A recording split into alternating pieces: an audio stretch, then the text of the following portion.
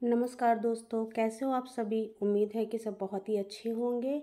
तो आप सभी का आपके अपने चैनल लर्निंग बाय संजना में स्वागत है। आई होप आप सभी की तैयारी बहुत ही अच्छी चल रही होगी और आगे भी इसी तरह अच्छी चलती रहे। इसीलिए आज का नया टॉपिक है जोगी मारा। तो चलिए स्टार्ट करते हैं हम लोग आज का अपना टॉपिक जोगी मारा। इसके पहले हम लोगों ने वैदिक कला और सिंधु और प्रागैतिहासिक कला ये सारे कवर किए थे। जिसने नहीं देखा है वो बैक में जा कर के सारे वीडियोस देख लेगा। तो चलिए स्टार्ट करते हैं जोगी मारा। जोगी मारा का टाइम पीरियड है 300 ईसा पूर्व।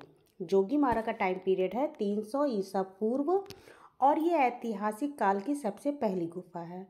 जोगी मारा गुफाओं के चित्र बनाने के लिए भूमि के रंगों का प्रयोग किया गया है। कैसे रंगों का प्रयोग किया गया है? तो भूमि के रंगों का प्रयोग किया है, यानी कि भूमिज कलर का प्रयोग जोगी मारा में किया गया है। और पारंपरिक तौर पर पूछे तो खनिज रंगों का प्रयोग किया जाता है चित्र बनाने में।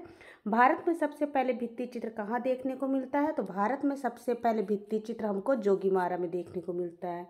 और विश्व पूछे तो नासोस क्रीट में देखने को मिलता है। जोगी मारा 300 ईसा पूर्व का है और इसको अशोककालीन माना गया है और ये जैन धर्म से संबंधित है और इसको मौर्यकालीन गुफा कहा जाता है। जोगी मारा मौर्यकालीन गुफा है और ये जैन धर्म से संबंधित है और इसकी खोज असित कुमार हल्दर और डॉक्टर ब्लॉक का नाम आता है। किसका नाम आता है? डॉक्टर ब्लॉक का नाम आता है। फिर देखेंगे ये कैसी गुफा है, तो ये प्राकृतिक निर्मित गुफा है, यानी ये प्राकृतिक निर्मित गुफा है, इंसानों द्वारा ये बनाई नहीं गई है। इसकी स्थिति तो ये छत्तीसगढ़ में है, छत्तीसगढ़ के सरगुजा जिले में। स्थल पूछे तो अमरनाथ, और किस पहाड़ी पर? तो रामगढ़ की पहाड़ी पर। जोगी मारा किस पहाड़ी पर है? तो जोगी मारा रामगढ़ की पहाड़ी पे। ये ज़्यादा रामगढ़ की पहाड़ी ज़्यादा पूछता है। इसकी माप पूछे तो माप जो है 10x6x6 फीट, 10x6x6 फीट ये आपका जोगी मारा का माप है, यानी लंबाई 10 फीट, चौड़ाई 6 फीट और इसकी ऊंचाई ये भी 6 फीट है। अब देखेंगे जोगी मारा के चित्र कैसे बने हैं। तो जोगी मारा के चित्र लाल रंग से बने हैं। जोगी मारा के चित्र जो है वो लाल रंग से बने हैं और वाह्य रेखा काले रंग से। वाह्य रेखा किससे बना है? वाह्य रेखा काले रंग से बना है। और इसका पृष्ठभूमि कैसे है? पृष्ठभूमि सफ़ेद रंग से है। और हाशिया पूछे तो हाशिया इसका कैसा है? इसका हाशिया पीले रंग से है। सॉरी, काला ही लगा दिया। इसका हाशिया पीले रंग से है। हाशिया कैसा है? तो हाशिया जो है वो पीले रंग से है। अब देखेंगे कि जोगी मारा में आकृतियाँ कैसी हैं। तो इसकी आकृतियाँ बौनी है जो सांची और भरूच से सामने रखती है। इसमें बाल काले और आंख सफ़ेद कलर से बनाया गया है। जोगी मारा के चित्र कहाँ बने हैं? तो जोगी मारा के चित्र छत पर बने हैं। जोगी मारा के चित्र कहाँ बने हैं? तो जोगी मारा के चित्र छत पर बने हैं। और जोगी मारा में किस देवता का मंदिर है? तो जोगी मारा में माना जाता है कि वरुण देवता का मंदिर है। और रामगढ़ की पहाड़ी में मूर्ति शिल्प उत्कीर्ण किए गए हैं। कौन कौन से? राम, सीता, लक्ष्मण, इनकी मूर्तियां जोगी मारा में मिली हैं। और रामगढ़ की पहाड़ियों में और कौन कौन सी गुफाओं का मिलना हुआ है? तो सीता बोंगरा या सीता लांगड़ा, इसको डॉक्टर ब्लॉक ने एशिया का प्रथम नाट्यशाला माना है। सीता बोंगरा या सीता लांगड़ा को एशिया का प्रथम नाट्यशाला किसने माना है? तो डॉक्टर बोंगरा ने माना है। इसको प्रेक्षागृह, नाट्यशाला या प्रेक्षागृह भी इसको कहते हैं। फिर दूसरा है लक्ष्मण बोंगरा, कबीर चौरा, ये सब आसपास ही हैं। वशिष्ठ गुफा और रावण द्वार, इसमें कुंभकर्ण, रावण और नर्तकियों के मूर्ति शिल्प प्राप्त हुए हैं। जोगी मारा के पूर्व द्वार पर वरुण देवता का मंदिर है। जोगी मारा के पूर्ण द्वार पर वरुण देवता का मंदिर है। और राय कृष्ण दास ने बताया, किसके अनुसार? राय कृष्ण दास के अनुसार ये बताया गया है कि जोगी मारा के पूर्व द्वार पर वरुण देवता का मंदिर है और इसलिए इसे डॉक्टर ब्लॉक ने 300 ईसा पूर्व का माना। 300 ईसा पूर्व का किसने माना है? तो डॉक्टर ब्लॉक ने माना है 300 ईसा पूर्व का। और डॉक्टर स्मिथ ने इसे प्रथम शताब्दी ईसा पूर्व का माना है। डॉक्टर ब्लॉक के अनुसार जोगी मारा पर यूनानी प्रभाव है। कौन सा प्रभाव है? तो यूनानी प्रभाव था, लेकिन राय कृष्ण दास ने इन्हें जैन मत से संबंधित माना है। ब्लॉक ने यूनानी प्रभाव कहा है और राय कृष्ण दास ने क्या कहा है? जैन मत से प्रभावित कहा है। यहाँ पर देवी दीन और देवदासी सुतनुका की प्रेम कहानी है। देवी दीन कौन था? तो देवी दीन एक नर्तक था और देवदासी कौन थी? ये सुतनुका थी। सुतनुका कौन थी? वहाँ मंदिर में रह करके देवी देवता का पूजन अर्चन करती थी। तभी असित कुमार ने इसे देवदासी से संबंधित बताया है। किससे संबंधित बताया है? देवदासी से संबंधित बताया है। और देवी दीन कहाँ का रहने वाला था? तो देवी दीन बनारस का रहने वाला था। जोगी मारा के चित्रों पर भरूच और सांची की आकृतियाँ मिलती हैं, क्योंकि इसकी आकृतियाँ भी बौनी बनाई गई हैं, तो जोगी मारा की आकृतियाँ सांची और भरूच से साम्य रखती हैं। इसकी प्रतिलिपियाँ देखें तो 1914 में 1914 में असित कुमार हल्दर ने बनाया था। किसने बनाया था? असित कुमार हल्दर ने। किसके साथ? समरेंद्रनाथ गुप्त के साथ मिलकर बनाया था। जोगी मारा गुफा के चित्रों में लॉ ऑफ फ्रंटिलिटी, जोगी मारा के चित्र में लॉ ऑफ फ्रंटिलिटी का प्रयोग हुआ है, जिसको हम सम्मुखता का नियम कहते हैं। लॉ ऑफ फ्रंटिलिटी किसे कहते हैं? सम्मुखता का नियम। ये जो सामने पूरा आपका सामने दिखे, ये लॉ ऑफ फ्रंटिलिटी है। इसको बैक कर देते हैं। जोगी मारा गुफा के चित्रों में कितने चश्म बनाए गए हैं? तो जोगी मारा के चित्रों में 2 चश्म बनाए गए हैं। कितने चश्म? 2 चश्म, यानी जिसमें दोनों आंखें भरपूर दिखे, वो क्या है? 2 चश्म है। जोगी मारा के गुफा में कितने चश्म बनाए गए हैं? तो 2 चश्म बनाए गए हैं। नीले रंग का प्रयोग जोगी मारा गुफा में नहीं मिलता। नीले रंग का प्रयोग जोगी मारा गुफा में नहीं मिलता। अजंता की गुफा 16 और 17 में नीले रंग का प्रयोग हुआ है, किंतु जोगी मारा में नीले रंग का प्रयोग नहीं हुआ है। जोगी मारा गुफा का समय 300 ईसा पूर्व है और 7वां खंड 7A और 7B के नाम से प्रचलित है। कुल मिलाकर यहाँ 8 चित्र है, लेकिन प्रमाणिक कितने चित्र हैं? प्रमाणिक चित्र आपको 7 मिलेंगे। प्रमाणिक चित्र दृश्य कितने हैं? वो 7 हैं, लेकिन 7वें वाले खंड को 2 पार्ट्स में बांट दिया गया है, 7A और 7B, इसलिए इसको कुछ विद्वानों ने 8 चित्र भी मान लिया है। प्रथम दृश्य में क्या है? तो प्रथम दृश्य में कुछ मानव आकृतियाँ, एक हाथी और समुद्री मछली का अंकन मिलता है। प्रथम दृश्य में आप क्या देखेंगे कि कुछ मानव बैठे हैं और एक हाथी और समुद्री मछली का अंकन मिलता है, लेकिन कुछ लोग इसको मगरमच्छ भी कहते हैं, मगरमच्छ भी कहते हैं मछली को।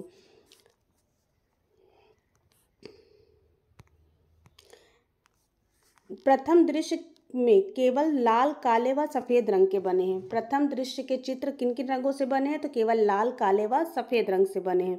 द्वितीय दृश्य में हम देखेंगे कि कुछ व्यक्ति पेड़ के नीचे बैठे हैं। पहले में मानव आकृतियाँ थी, पहले में कुछ मानव आकृतियाँ थी, कितनी थी हमें नहीं पता था, कुछ मानव आकृतियाँ थी। फिर दूसरे में क्या आ गया कि कुछ व्यक्ति पेड़ के नीचे बैठे हैं। कुछ मानव आकृतियाँ थी पर कहाँ थी ये नहीं पता था। फिर दूसरे में कुछ व्यक्ति पेड़ के नीचे बैठे हैं और केवल 2 से 3 पत्ते ही दर्शाए गए हैं। ये दृश्य लाल रंग से बना है। ये दृश्य किससे बना है? लाल रंग से बना है। और तीसरे दृश्य में देखेंगे एक बाघ का चित्रण है। तीसरे दृश्य में एक बाघ का चित्रण है जो काले रंग से है और कुमुदनी के पुष्प पर नृत्य करते युगल को दर्शाया गया है। यानी तीसरे में क्या देखेंगे? तीसरे में युगल को देखेंगे जो कि नृत्य कर रहा है। और चौथा दृश्य क्या है? बौनी आकृतियाँ दर्शाई गई हैं। अनुपात रहित मनुष्य के सिर पर चोंच लगा है। सामने पक्षी को दर्शाया गया है। 4 से चौथी गुफा, 4 से चोंच, 3 में युगल और 4 में चोंच। पहले में क्या था? कुछ मानव आकृतियाँ थी जो हमें नहीं पता वो क्या कर रही हैं। दूसरे में वो मानव आकृतियाँ पेड़ के नीचे बैठी हैं। तीसरे में क्या है? युगल है जो नृत्य कर रहा है और चौथे में बौनी आकृतियाँ हैं, चोंचदार मनुष्य दिखाए गए हैं। नेक्स्ट है 5वां दृश्य। ये जमीन पर बैठी एक स्त्री के चारों ओर नृत्य वादन करते हुए चित्र मिलते हैं। पांचवें दृश्य में क्या है, जमीन पर बैठी एक स्त्री के चारों ओर नृत्य वादन करते हुए चित्र मिले हैं। और छठवां दृश्य में प्राचीन ढंग से रंग रथों व चैत्य मिलता है। छठा दृश्य में प्राचीन ढंग से रथ व चैत्य मिलता है। और सातवां दृश्य क्या है, ग्रीक यूनान के समान रथों का अंकन किया गया है। अब इसको हम कैसे समझेंगे कि पहले दृश्य में कुछ मानव आकृति है, नहीं पता क्या कर रही है, तो जैसे ही दूसरे दृश्य में आई तो खड़े खड़े थक गई, तो वो पेड़ के नीचे बैठ गई। जब पेड़ के नीचे बैठी तो उसने देखा कुछ दूर पे दो युगल हैं। और वो युगल क्या कर रहे हैं, नृत्य कर रहे हैं। फिर जब ध्यान से उन्होंने देखा तो युगल के सर पे चोंच था, चोंचदार युगल था, जो टोपी पहनी है उसने वो चोंचदार थी। जब ध्यान से देखा तो युगल में व्यक्ति जो था वो चोंचदार टोपी पहना था। फिर थोड़ा उसने और ध्यान से देखा कि ये सिर्फ दो लोग हैं।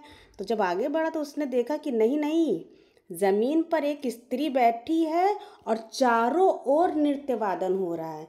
पांचवें दृश्य में देखा कि जो युगल के साथ स्त्री है वो जमीन पर बैठी है, स्त्री जमीन पर बैठी है और चारों तरफ नृत्य वादन हो रहा है। फिर छठा दृश्य में देखा कि पेड़ के नीचे इतना सारा चीज़ तो हो नहीं सकता।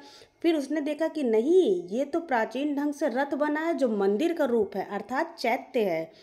फिर सातवें में उसने सोचा ये चैत्य है तो फिर इसका अंकन किसके भांति हुआ है। फिर किसी ने आके बताया ग्रुप से कि भैया ये तो यूनानियों के समान रथों का अंकन हुआ। तो इस तरह से हमारे 7 दृश्य कंप्लीट होते हैं। अब इसके आगे हम देखेंगे कि विंसेंट स्मिथ ने जोगीमारा का निर्माण 4वीं शताब्दी बताया है। रामायण काल में जोगीमारा को क्या कहा जाता था, तो रामायण काल में जोगीमारा को झारखंड कहा जाता था। और डंडोर कब कहा जाता था, तो डंडोर 10वीं शताब्दी में कहा जाता था। जोगीमारा कैसी गुफा है, किस काल की गुफा है, तो जोगीमारा वैदिक काल की गुफा है। और ऐतिहासिक दृष्टि से देखा जाए तो ये प्रथम गुफा है जहाँ से भित्ति चित्र का प्रथम नमूना हमें प्राप्त होता है। इसी के साथ जोगीमारा पूरा हुआ। और जोगीमारा के बाद हम देखेंगे अजंता। अजंता बहुत ही इम्पॉर्टेंट गुफा है। जोगीमारा के ये 7 दृश्य याद कर लीजिएगा, क्योंकि इसी दृश्य में से एक दृश्य पूछा जाता है कि जोगीमारा में ये दृश्य किस नंबर पर है, जोगीमारा किस पहाड़ी पर है, किस राज्य में है, ये सारी चीज़ें आपसे पूछी जाएगी, ये मोस्ट इम्पॉर्टेंट है। और किस धर्म से संबंधित है ये भी पूछा जाएगा। अब हम देखेंगे इसी कड़ी में अजंता को। अजंता बौद्ध धर्म से रिलेटेड है। इसकी स्थिति क्या है, तो अजंता बागोरा नदी के किनारे स्थित है। किस नदी के किनारे है अजंता, तो बाघोरा नदी के। जोगीमारा किस नदी के किनारे था, तो वो नर्मदा नदी के किनारे था। जोगीमारा नर्मदा नदी के किनारे और अजंता बाघोरा नदी के किनारे। बाघोरा नदी के बहाव से इसका कटान हुआ है, जिससे ये अर्धचंद्राकार हो गया। बाघोरा नदी बह रही है, इससे इसका कटान हो गया, जिससे ये अर्धचंद्राकार बन गया और घोड़े के नाल के आकार का हो गया। ये हो गया। स्थान सबसे नज़दीक स्टेशन फरदारपुर है। सबसे नज़दीक स्टेशन इसके फरदारपुर है और अजिस्टा ग्राम पर ये पड़ता है, जिससे वहाँ की दूरी 7.6 किलोमीटर है। और जलगांव से इसकी दूरी पूछे तो 61 किलोमीटर है।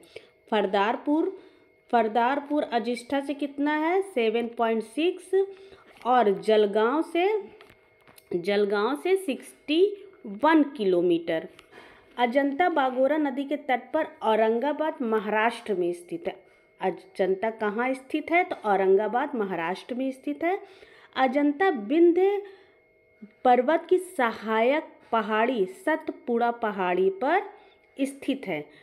अजंता गुफा का संबंध किस धर्म से है, तो अजंता गुफा का संबंध बौद्ध धर्म से है। इसका अर्धचंद्राकार है। इसका आकार कैसा है, तो अर्धचंद्राकार है।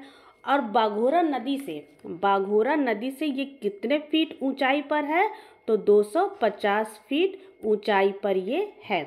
इसका पूरा क्षेत्रफल पूछे तो पूरा क्षेत्रफल 600 वर्ग गज है। कितने में फैला है? 600 वर्ग गज में ये फैला हुआ है। यहाँ पर एक अजिष्ठा गांव है। अजंता में एक अजिष्ठा गांव है जो बौद्ध भिक्षु निवास करते थे। वे सतपुड़ा पहाड़ी पर चले गए थे और बाघोरा नदी के किनारे अपना स्थल बना लिया और वहीं पर गुफा का निर्माण हो गया। जब बौद्ध भिक्षु वहाँ जाते थे तो वो बौद्ध धर्म में इतना विलीन हो जाते थे कि किसी के द्वारा बौद्ध धर्म की बातों की कहानियाँ सुनकर उसको प्रस्तुत करते थे।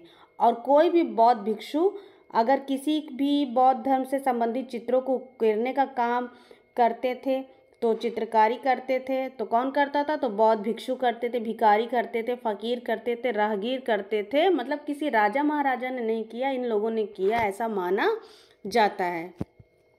अजंता गुफा में कैसे परिप्रेक्ष्य का प्रयोग हुआ है? तो अजंता गुफा में काल्पनिक परिप्रेक्ष्य का प्रयोग हुआ है। कैसे परिप्रेक्ष्य का? काल्पनिक परिप्रेक्ष्य का। क्योंकि जिन लोगों ने यहाँ चित्रण कार्य किया है उन्होंने देखा नहीं था अपने सामने, उन्होंने कल्पना के जरिए किया था कि बौद्ध इसमें ऐसे आए होंगे, ऐसा काम किया होगा, यहाँ ये किया होगा, यहाँ उपदेश दिया होगा। तो ये कल्पना के जरिए उन्होंने काल्पनिक परिप्रेक्ष्य का प्रयोग किया। इसी को बहुउद्देशीय परिप्रेक्ष्य के नाम से भी जाना जाता है। अजंता गुफा बाघोरा नदी से 250 फीट ऊंचाई पर है और 600 वर्ग गज में फैली है। और एलोरा से अजंता की दूरी पूछी जाए कितनी है? इम्पॉर्टेंट है। एलोरा से अजंता की दूरी पूछी जाए तो 100 किलोमीटर, मील में पूछे तो 61 मील दूरी पर एलोरा और अजंता के बीच की दूरी है। 100 किलोमीटर और मील में 61 किलोमीटर। यह स्थान मुगल काल में खानदेश साम्राज्य के अंतर्गत आता था और ब्रिटिश काल में हैदराबाद के अंतर्गत आता था। मुगल काल में किसके अंतर्गत आता था? खानदेश साम्राज्य के अंतर्गत आता था। और ब्रिटिश काल में किसके अंतर्गत आता था? तो ये हैदराबाद के अंतर्गत आता था। इतना टीजीटी या पीजीटी वालों को नहीं डीप जाना है, ये थोड़ा ऊपर के लेवल का है। आज़ादी से पूर्व अजंता हैदराबाद रियासत के अंतर्गत आती थी। आज़ादी से पूर्व यानी आज़ादी से पहले अजंता किस रियासत में आती थी? तो अभी तो महाराष्ट्र औरंगाबाद में आती है। और आज़ादी से पहले कहाँ आती थी? तो ये हैदराबाद रियासत में आती थी। कहाँ आती थी? हैदराबाद रियासत में आती थी। यहाँ टोटल गुफाओं की संख्या पूछे तो 30 है। टोटल गुफाओं की संख्या यहाँ 30 है। और सभी गुफाएं किससे संबंधित है? तो सभी गुफाएं बौद्ध धर्म से संबंधित है। अजंता को कला की त्रिवेणी कहते हैं। अजंता को कला की त्रिवेणी कहते हैं।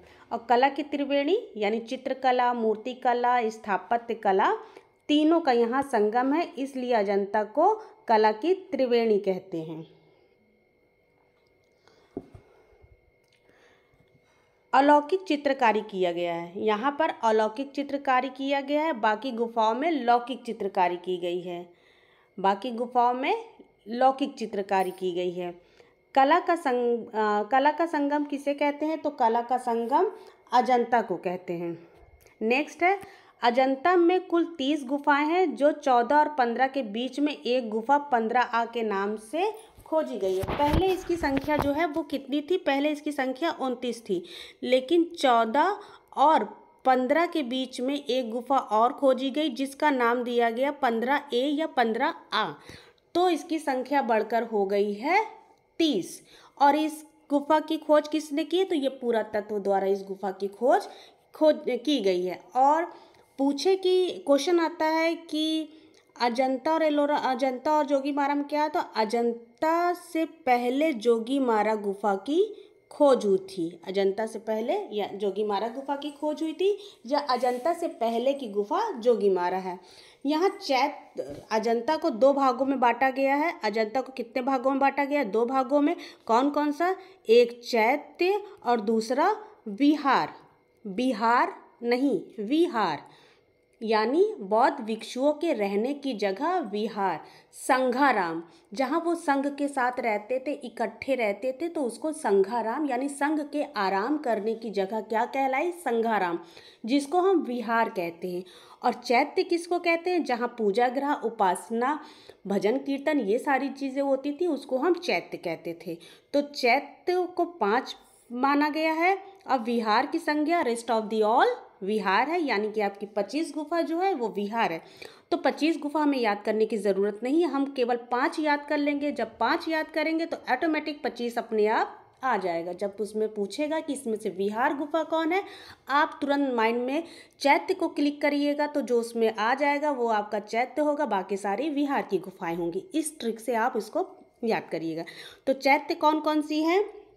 9, 10, 19, 26, 29। 9, 10, 19, 26, 29 ये चैत्य है। लेकिन कभी कभी क्या होता है कि हमने देखा है कुछ लोगों ने 30 को भी चैत्य माना है। कहेंगे कि गुफा बढ़ गई है तो 29 की जगह 30 गुफा हो गई है, तो जाहिर सी बात है कि 29 पहले चैत्य था तो अब 30 को चैत्य करते। ऐसा नहीं है, क्योंकि गुफा हमारी जो मिली है वो 14 और 15 के बीच में मिली है। 29 के आगे की गुफा नहीं मिली है, 14 और 15 के बीच में मिली है, तो वो हमारी विहार बनी है, वो विहार गुफा है। 29 हमारी चैत्य गुफा है, 30 को चैत्य में नहीं लगाइएगा। और जितनी भी बची गुफाएं हैं वो सारी विहार गुफाएं हैं। कनिष्क के काल में चौथी बौद्ध संगीति हुई थी। कनिष्क के काल में चौथी बौद्ध संगीति हुई थी, जिसमें बौद्ध संप्रदाय 2 भागों में विभक्त हो गया था। कौन कौन से? एक हीनयान और दूसरा महायान। जिस तरह से हमने चैत्य और विहार याद किया है उसी तरह से हमको हीनयान और महायान याद करना है। मेरा मोटिव है कि आप इस वीडियो को देखिए। वीडियो को देखने के साथ साथ आप कितनी गुफाएं हैं, किस किस धर्म से संबंधित है, कितने पार्ट्स में बांटे गए हैं, किस तरह से बांटे गए हैं, कौन से चित्र हैं, किस गुफा में कौन सा चित्र है, ये आपको आज के वीडियो में ही लर्न हो जाए। तो कनिष्क के शासन काल में चौथी बौद्ध संगीति हुई थी, जिसमें बौद्ध संप्रदाय 2 भागों में विभक्त हो गया। और चौथी बौद्ध संगीति कहाँ हुई थी? तो कश्मीर में। कश्मीर में पूछे तो कुंडलवन में हुई थी। और ये 2 भागों में बांटा गया था। कौन सा? एक हीनयान और एक महायान। एक हीनयान था और दूसरा महायान था चौथी बौद्ध संगीति में। तो हीनयान जो प्रतीक की पूजा करते थे, महायान जो मूर्ति की पूजा करते थे। तो हीनयान की गुफा कौन सी है? तो हीनयान की 6 गुफाएं हैं। हीनयान की कितनी गुफाएं? 6 गुफाएं। और बाकी 30 गुफाएं, तो 30 में से 6 गया, कितनी गुफाएं बची? 24। तो 24 हमारी महायान की गुफा है। अब 24 गुफा याद करना तो थोड़ा मुश्किल है ना, लेकिन हम छोटी संख्या पकड़ते हैं, हम 6 गुफा याद करेंगे। तो हीनयान की गुफा कितनी है? 8 से 13 तक। 8 से 13 तक, 8, 9, 10, 11, 12, 13, 6 संख्या हो गई। 8 से 13 तक हमारी हीनयान की गुफा है। अब हीनयान की गुफा जब इसमें पूछेगा कौन सी गुफा है जो हीनयान की है, 3 आपको दे देगा महायान की गुफा और 1 आपको हीनयान की दे देगा। तो 8 से 13 का क्रम आपको याद रहेगा तो आप हीनयान लगा देंगे। इस तरह से आप हीनयान याद कर लीजिए। अजंता गुफाओं में 6 गुफाओं में चित्र मिलते हैं। अजंता गुफाओं में कितनी गुफाओं में चित्र मिलते हैं? तो 6 गुफाओं में। कौन कौन सी? 9, 10, 16, 17, 1, 2 ये क्रम है। लेकिन आप याद करने के हिसाब से छोटे से बड़े याद करिएगा। 1, 2, 9, 10, 16, 17 है वही, पर ये इस तरह से याद करेंगे तो जल्दी याद होगा, क्रम से याद करेंगे तो जल्दी याद होगा। फिर उसके बाद कौन सी गुफा पहले बनी, किस सन में बनी, तो ये तो आप जब पढ़ेंगे आपको याद हो जाएगा, तो फिर आप क्रम लगा लीजिएगा। नेक्स्ट हम देखेंगे कि अजंता गुफा में 6 गुफा में चित्र मिले हैं और पहली और दूसरी का समय कितना है? तो 7वीं शताब्दी माना गया। पहली और दूसरी गुफा का टाइम पीरियड क्या है? तो 7वीं शताब्दी है, जो 500 से 628 ईस्वी है। और पहली दूसरी गुफा किस गुफा के समकालीन है? तो पहली दूसरी गुफा बाघ के समकालीन है। 9-10 का समय क्या है? तो 9-10 का समय 200 से 300 ईसा पूर्व के मध्य माना गया है। और 16वीं और 17वीं का समय 475 से 500 के मध्य माना गया, जो 5वीं शताब्दी का है। और 16वीं 17वीं के समकालीन सिगिरिया की गुफा को माना गया है। 16वीं 17वीं के समकालीन किस गुफा को माना गया है? तो सिगिरिया को। ये क्वेश्चन अजंता में नहीं आएगा, ये सिगिरिया में आएगा कि सिगिरिया की गुफा किस गुफा के समकालीन है? तो अजंता के किस नंबर से संबंधित है? तो 16वीं और 17वीं से। ठीक है। और अजंता में सबसे प्राचीन गुफा, अजंता में सबसे प्राचीन गुफा बोले तो 13 है। क्यों? क्योंकि सबसे पहले इसकी ही खोज हुई थी, सबसे पहले इसी की खोज हुई थी। विंसेंट स्मिथ गए थे तो यहीं पर वो अपना नाम लिखकर आए थे। तो चित्र की दृष्टि से सबसे प्राचीन 9-10 गुफा है और 10 नंबर गुफा चित्रों की दृष्टि से सब प्राचीन है। क्वेश्चन इस तरह से, अब ये कंफ्यूजन वाला हो गया कि बार बार मैम कह रही है कि ये प्राचीन है, ये प्राचीन है, चित्र की दृष्टि से प्राचीन है, तो भैया प्राचीन कौन सी है? तो सुनिए, अगर बिना चित्रों की गुफा पूछता है तो 13 नंबर की गुफा सबसे प्राचीन है, भले आपको 9-10 ऑप्शन में दिया रहेगा। लेकिन अगर क्वेश्चन में आता है कि चित्र की दृष्टि से सबसे प्राचीन गुफा कौन सी है, तो 9-10 लगाइएगा और 9-10 अलग अलग करके देगा, उसमें पूछेगा कि सबसे प्राचीन गुफा कौन सी है, तो 10 नंबर लगाइएगा। Clear? Okay, good girl and boy. Ajanta की सबसे बड़ी चैत्य गुफा कौन सी है? तो 29 नंबर की है। सबसे बड़ी चैत्य गुफा 29 नंबर की, ये अपूर्ण चैत्य है। और सबसे बड़ी विहार गुफा पूछे तो ये 4 नंबर की गुफा है। सबसे बड़ी विहार गुफा 4 नंबर की है। और सबसे छोटी या सबसे निचले स्तर की गुफा पूछेगा तो आपके 8 नंबर की गुफा होगी। और सबसे अलंकृत सुंदर, उसका द्वार बहुत सुंदर, कौन सी गुफा है? तो गुफा नंबर 1 में है। अजंता में कुल कितने राजवंशों ने काम किया, ये भी क्वेश्चन आता है। तो अजंता में 5 राजवंशों ने काम किया है। अजंता में कितने राजवंशों ने काम किया है? तो 5 राजवंशों ने किया है, जिसमें से वाकाटक ने सबसे अधिक निर्माण काल में योगदान दिया था। जिसमें से वाकाटक ने सबसे अधिक निर्माण काल में योगदान दिया था। और सबसे श्रेष्ठ गुफा, सबसे अधिक योगदान गुप्त का था और श्रेष्ठ काल भी गुप्त का ही था। अब देखेंगे, सबसे पहले बौद्ध धर्म का प्रचलन अजंता गुफा में मिलता है और सबसे प्राचीन भी मिलता है। विश्व में भी बौद्ध धर्म का सबसे प्राचीनतम साक्ष्य अजंता का ही माना जाता है। अजंता में कितनी रेखा शैलियों का प्रयोग किया गया है? तो यहाँ पर 20 प्रकार की, कितनी? 20 प्रकार की रेखा शैलियों का प्रयोग किया गया है। अजंता में कितनी रेखा शैलियों का प्रयोग हुआ है? तो अजंता में 20 प्रकार की रेखा शैलियों का प्रयोग किया गया है। ये क्वेश्चन आता है। और सबसे पहले टेम्परा का प्रयोग किस में हुआ है? तो सबसे पहले टेम्परा का प्रयोग अजंता की गुफा में हुआ है। सबसे पहले टेम्परा का प्रयोग किस गुफा में हुआ है? तो अजंता की गुफा में सबसे पहले टेम्परा का प्रयोग हुआ है। माध्यम क्या है? मिश्रित आता है, फ्रेस्को आता है, टेम्परा आता है, ये सारे इसके माध्यम है। अब अजंता गुफा का नामकरण देखेंगे। अजंता के पास में स्थित अजिष्ठा नामक ग्राम से अजंता का नाम पड़ा। कैसे नाम पड़ा अजंता? तो अजंता के पास ही एक गांव पड़ता है जिसका नाम अजिष्ठा है। माना जाता है कि उस नाम के अकॉर्डिंग अजंता का नाम अजंता पड़ा। और भारत कला भवन वाराणसी में संग्रहित महामयूरी ग्रंथ कहाँ संग्रहित है? तो भारत कला भवन वाराणसी में संग्रहित है। जिसके निर्देशक कौन थे? तो राय कृष्ण दास थे। इसकी स्थापना कब हुई थी? तो 1920 में हुई थी। ग्रंथ में अजिंतजय नामक स्थान पर उल्लेख मिलता है, शायद इसी के नाम पे अजंता पड़ा हो, ऐसा विद्वानों का मत है। फिर मैत्रेय बुद्ध यानी भविष्य में अवतरित होने वाले बुद्ध को अजित कहा जाता है, हो सकता है इन्हीं के नाम पे अजंता पड़ा हो। 1819 में अजंता गुफा की खोज किसने की थी? तो जॉन स्मिथ ने की थी। 1819 में अजंता गुफा की खोज किसने की थी? तो जॉन स्मिथ ने की थी। और 1819 में जॉन स्मिथ ने सबसे पहले 10वीं नंबर गुफा को देखा था और 13वीं नंबर की गुफा पे अपना नाम अंकित किया था। वो गए थे, गुफा दोनों देखे थे, लेकिन जो साक्ष्य रहता है, जो लिखित साक्ष्य हमको मिलता है, तो उसी को हम सच मानते हैं। आंखों देखा या ज़बानी बोला इंसान आज के ज़माने में नहीं मानता। तो स्मिथ गए थे 1819 में, वो गए थे, उन्होंने दोनों गुफा देखा, 10वीं भी देखा, चित्र भी देखे, 13वीं भी देखा, चित्र भी देखा। तो उनके दिमाग में कुछ आया होगा कि भैया 13 बड़ा है, कहीं नाराज ना हो जाए, इनके यहाँ पे हम नाम अपना लिख देते हैं कि जॉन स्मिथ फलाना डेट पे आए थे। तो इन्होंने 13 नंबर की गुफा में अपना नाम अंकित कर दिया, जिस वजह से 13 नंबर की गुफा को सबसे प्राचीन माना जाता है बिना चित्रों की दृष्टि से। और चित्रों की दृष्टि से 10 नंबर को माना जाता है। इनके दिमाग में ये भी आया कि कहीं दोनों भाई में छोटा भाई नाराज ना हो जाए, तो हम इसको इस तरह से बना देते हैं कि चित्रों की दृष्टि से प्राचीन कौन है? तो 10 है, और बिना चित्रों की दृष्टि से प्राचीन कौन है? तो 13 है। 1822 में विलियम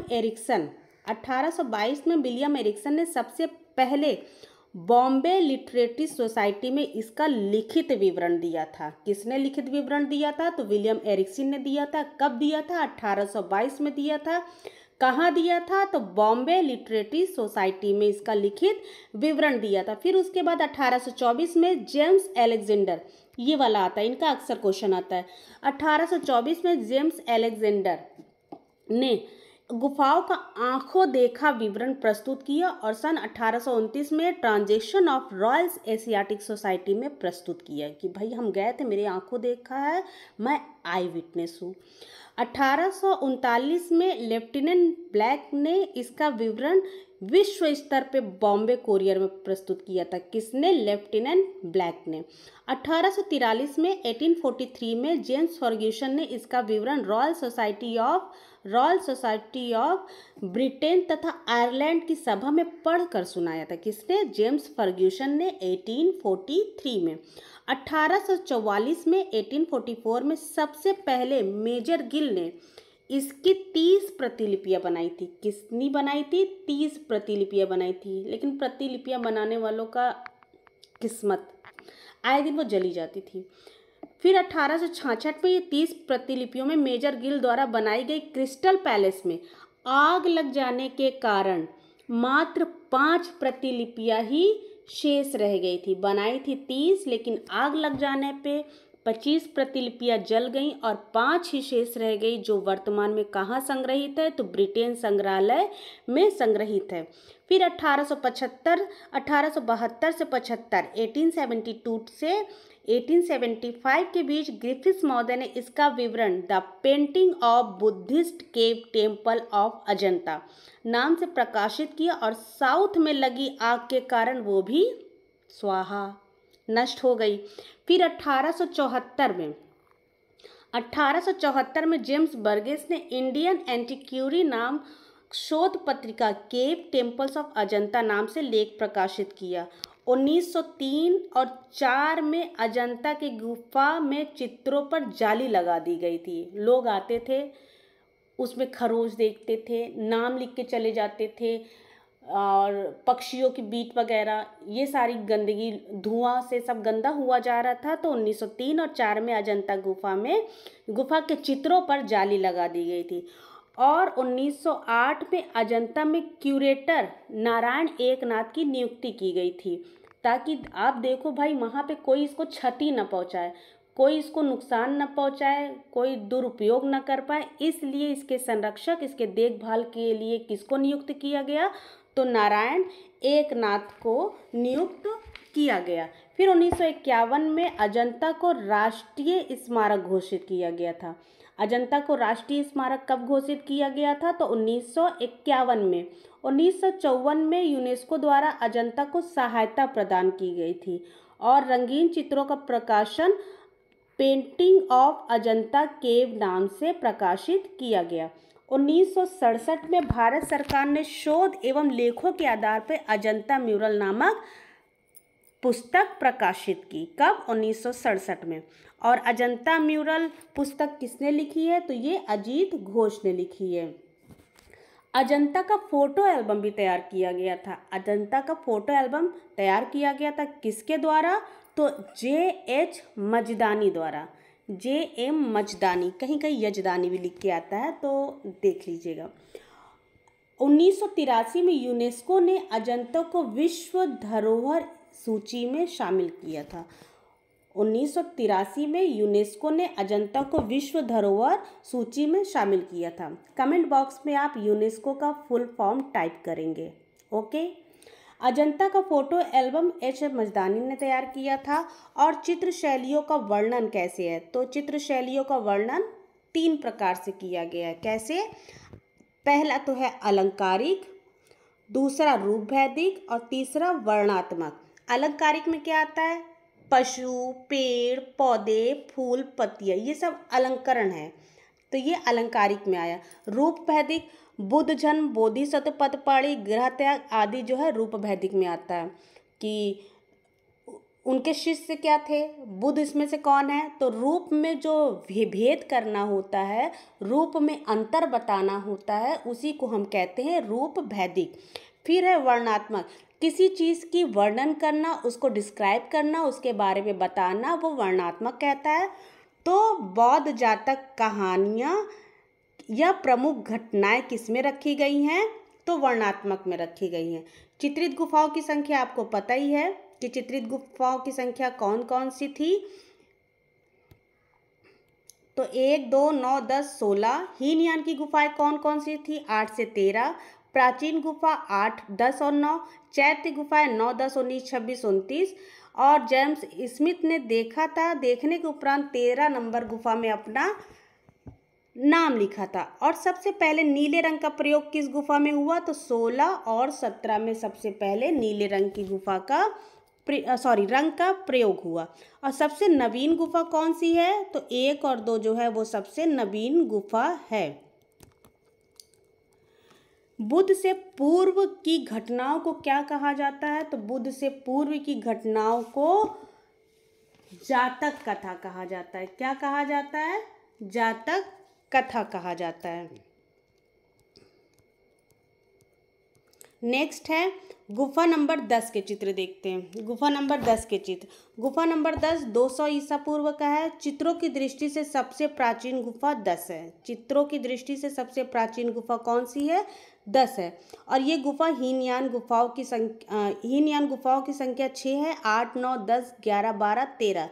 चैत्य गुफा को प्रार्थना कक्ष बोलते हैं। और किस वंश ने यहाँ पे काम कराया था? तो शुंग वंश ने गुफा नंबर 10 में काम कराया था। और चित्र क्या है? बोधि वृक्ष की पूजा व स्तूप की पूजा के लिए प्रस्थान करते हुए राजा केंद्र जुलूस का चित्र है। राजा के जुलूस का चित्र है। राजा के जुलूस का चित्र है। अब फिर दूसरा चित्र क्या है? श्याम जातक। उछलते हुए हिरण व श्रवण कुमार की कहानी को श्याम जातक में दिखाया गया है। तीसरा क्या है? छदंत जातक, यानी 6 दांतों वाला। 6 दांतों वाला कौन है? छदंत जातक। इस गुफा में स्वर्ण रंग का प्रयोग किया गया। अजंता की किस गुफा में स्वर्ण रंग का प्रयोग किया गया है? तो 10वीं गुफा में स्वर्ण रंग का प्रयोग किया गया है। गुफा नंबर 9। गुफा नंबर 9 ये हीनयान और महायान दोनों से संबंधित है। गुफा नंबर 9 हीनयान और महायान दोनों से संबंधित है। यहाँ पे ठोस हर्मिका वाला 3 छतरियों वाला शीर्ष लगा पाषाण पत्थर का स्तूप मिला है। गुफा घोड़े के नाल के आकार की बनी है। और गुफा नंबर 9 में कितने खंबे हैं? तो 23 खंबे हैं। गुफा नंबर 9 में कितने खंबे हैं? तो 23 खंबे हैं। चित्र कौन सा है यहाँ पे? आसीन नारी, इसको बैठी हुई स्त्री भी कहते हैं। इसको किसने खोजा था? तो ग्रिफिथ्स महोदय ने इसे सबसे प्राचीन चित्र माना था। ग्रिफिथ्स मौजे ने आसीन नारी को सबसे प्राचीन चित्र माना था। अब है स्तूप पूजा। स्तूप पूजा क्या है? 16 व्यक्तियों को स्तूप पूजा की ओर जाते हुए चित्रण किया गया है। फिर है 2 नाग पुरुष। पर्वत की कंदराओं यानी गुफा में वृक्ष की छाया में चित्रण किया गया है। किसका? स्तूप पूजा की। 16, 17, 1 नंबर की गुफा में भी कुछ चित्र मिले, कुछ राजकुमारियों से संबंधित, जैसे काली राजकुमारी, झूला झूलती राजकुमारी, मरणासन राजकुमारी और अप्सरा राजकुमारी। कैसे याद करेंगे? जब वो 1 नंबर में आई तो वहाँ अंधेरा था, वो काली काली लग रही थी। बगल में झूला था, 2 नंबर की गुफा में गई, झूला था, थोड़ा उसको उदासी फील हुई तो वह झूला झूलने लगी। झूला झूलते झूलते उसको पता नहीं कैसे चक्कर आया, वो वहीं मर गई 16 नंबर की गुफा में। जब झूला झूलते झूलते उसको चक्कर आया, अगली गुफा में गई 16 नंबर में, वो वहाँ मर गई। मरने के बाद वो परी बन गई, यानी अप्सरा बन गई। तब तक उसकी उम्र कितनी हो गई थी? 17 साल की हो गई थी। तब वो 17 साल की अप्सरा बन गई थी। ठीक, नेक्स्ट है, ये काम नहीं कर रहा है। नेक्स्ट है गुफा नंबर 16। 16 के चित्र हैं नंद की दीक्षा, सुजाता की खीर, सोम जातक, बुद्ध जन्म, मरती हुई राजकुमारी, ये बहुत ही इंपॉर्टेंट है, हर एग्जाम में पूछा जाता है। अजात शत्रु और बुद्ध की भेंट, प्रवेश द्वार पर 2 हाथियों के चित्र, प्रवेश द्वार पर 2 हाथियों के चित्र, हस्ती जातक, नागराज का सिंहासन रोपण की प्रतिमा, बुद्ध की पाठशाला, महा उमंग जातक, बुद्ध का गृह त्याग। 16 साल की उम्र में उन्होंने घर त्याग दिया था, यानी 16वीं गुफा में गृह त्याग का है। वैराग्य की निमित्त दर्शन, मातृसुत, नंद की पत्नी सुंदरी की कथा। अगर आप कहेंगे तो चित्रों का ट्रिक भी बता देंगे नेक्स्ट में, लेकिन अपने से ट्रिक बनाएंगे तो वो ज़्यादा अच्छा रहेगा, दूसरों की ट्रिक से याद नहीं होता है, पर अगर आप चाहेंगे तो हम ट्रिक ज़रूर बना देंगे। अब देखेंगे हम गुफा नंबर 17। गुफा नंबर 17 सबसे अधिक चित्र किस गुफा में प्राप्त हुआ है? तो गुफा नंबर 17 में सबसे अधिक चित्र भी प्राप्त हुआ है और ये सुरक्षित अवस्था में भी प्राप्त हुए हैं। गुफा नंबर 17 में कला के सिद्धांत के प्रभाविता के नियम का प्रयोग किया गया और इस गुफा को राशि चक्र के नाम से भी हम जानते हैं। यहाँ कौन कौन से चित्र प्राप्त हुए? तो बेसांतर जातक, पागल हाथी पर अंकुश, इंद्र की 7 उड़ती अप्सराएं, हंसों की घबराहट, महाकवि जातक, नील नदी का प्रकरण, मैत्रेय बुद्ध, शिकारियों का अंगभंग, राक्षसियों का रूपजाल, बंदर और भैंसा, श्रृंगार करती राजकुमारी, 17 नंबर में सब मिले हैं। जीवन कूप, महाकवि का त्याग, भाव, महिष जातक, माता पुत्र, इसी को राहुल समर्पण कहते हैं, इसी को यशोधरा और राहुल कहते हैं। नेक्स्ट गुफा है गुफा नंबर 1। गुप्त काल को भारत का स्वर्ण काल कहते हैं और दूसरा स्वर्ण काल किसको कहते हैं? तो मुगल काल को कहते हैं। गुफा संख्या 1 विहार व महायान है। गुफा संख्या 1 सबसे नवीनतम गुफा मानी जाती है और गुफा संख्या 1 सबसे अलंकृत गुफा भी कही जाती है। यहाँ लॉ ऑफ सेंट्रलिटी का प्रयोग किया गया, यानी केंद्रीयता का नियम का प्रयोग अजंता में किया गया। अब जोगीमारा में किसका किया गया है? सम्मुखता का नियम का प्रयोग किया गया। जोगीमारा में सम्मुखता का नियम। पद्मपाणि बोधिसत्व बुद्ध को त्रिभंग अवस्था में दिखाया गया। क्वेश्चन आता है कि पद्मपाणि बोधिसत्व बुद्ध को किस अवस्था में दर्शाया गया है? तो त्रिभंग अवस्था में, त्रिभंग अवस्था में दर्शाया गया है। हाथ में नीले रंग का कमल व पूरा शरीर भी नीले रंग का बना है। नीले रंग का कमल दाहिने हाथ में है। गुफा नंबर 1 का चित्र है मार विजय का चित्र और मूर्ति पूछे तो 26 में 2021 का आया हुआ पेपर है।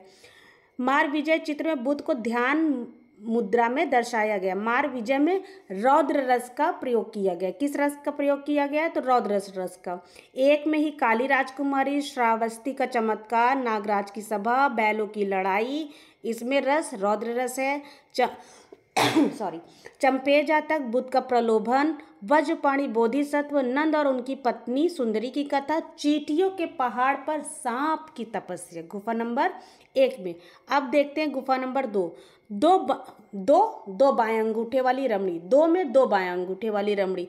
इस चित्र को राय कृष्णदास ने क्या कहा है? प्रजापति गौतमी का चित्र माना है, बाएं अंगूठे वाली रमणी का। गलती से दाएं पैर में भी बाएं साइड का ही अंगूठा बना दिया गया है, इसलिए इसको 2 बाएं अंगूठे वाली रमणी कहते हैं।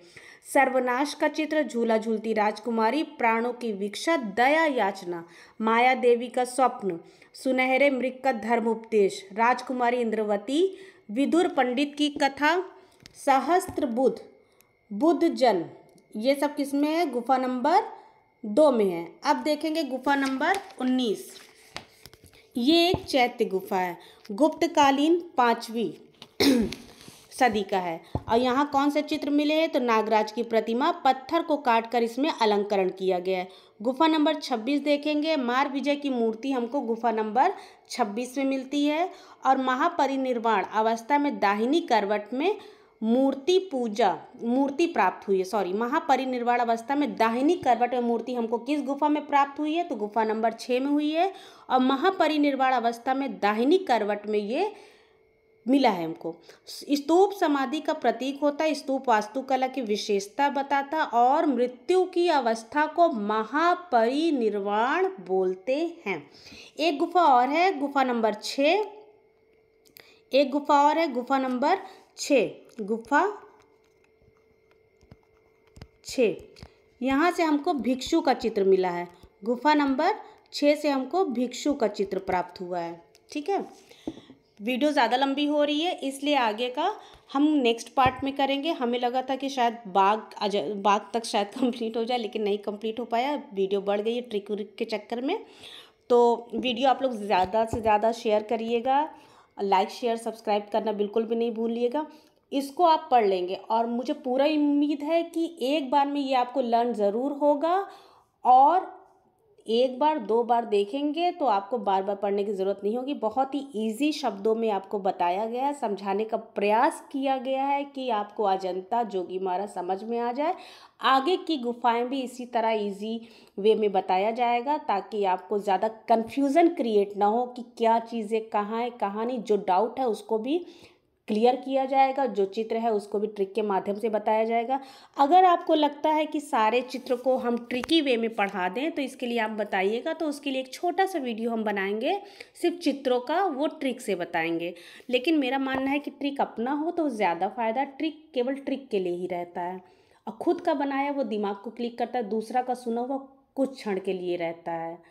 ठीक है, तो इसी के साथ हम अपना वीडियो क्लोज करते हैं। आप लोगों का बहुत बहुत धन्यवाद। Thank you.